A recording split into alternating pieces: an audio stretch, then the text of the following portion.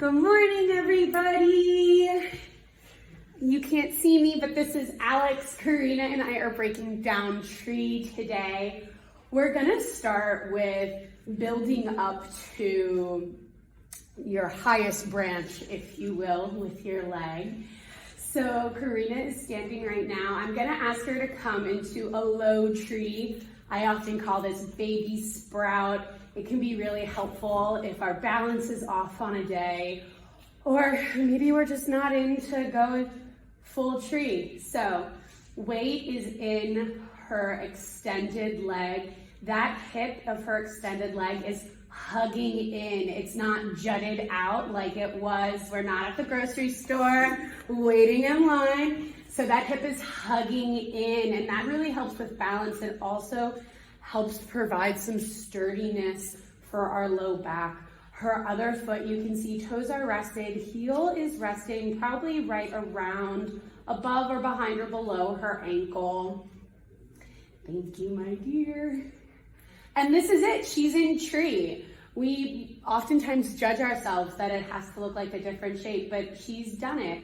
So I'm gonna ask her to continue hugging in that extended hip and then bring her foot up to her calf. So we've all probably seen this before as well. That extended leg remains in that position, so hip is hugging in. This other leg that's bent, that's of the branch of the tree, you can see is opening her hip. You can see knee is pointed towards the back of her mat. My balance is off today.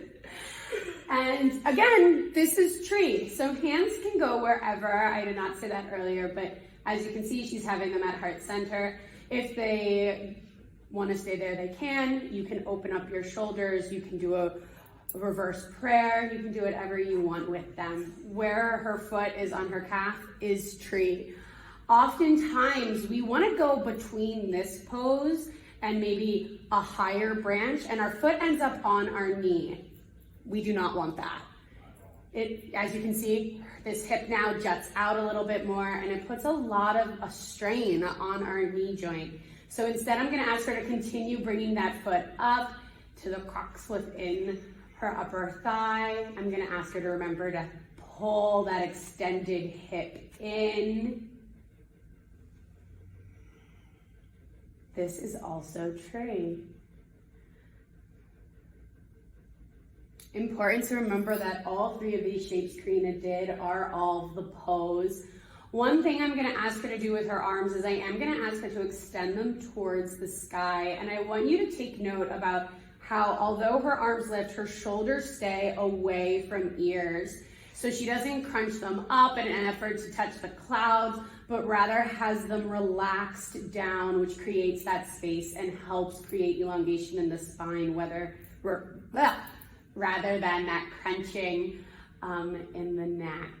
And then to come out of this, from this heighted branch, there are a few exit ways. Karina might just let that foot drop. She might close her hip down and let her foot find the mat from there. It all depends on what feels right in your body for how you climb out of tree. One thing I do want to add to the shoulders is when you keep them relaxed, you're not forcefully pressing them down, because they do slightly lift a little bit when you reach your arms up. It's just how the body works, right? So they may lift a little bit, but we're not crunching like Alex said. So there can be a tiny bit of lift. We don't want to forcefully press them down towards the earth, just because anatomically, that's not where they should go when your arms are reaching up.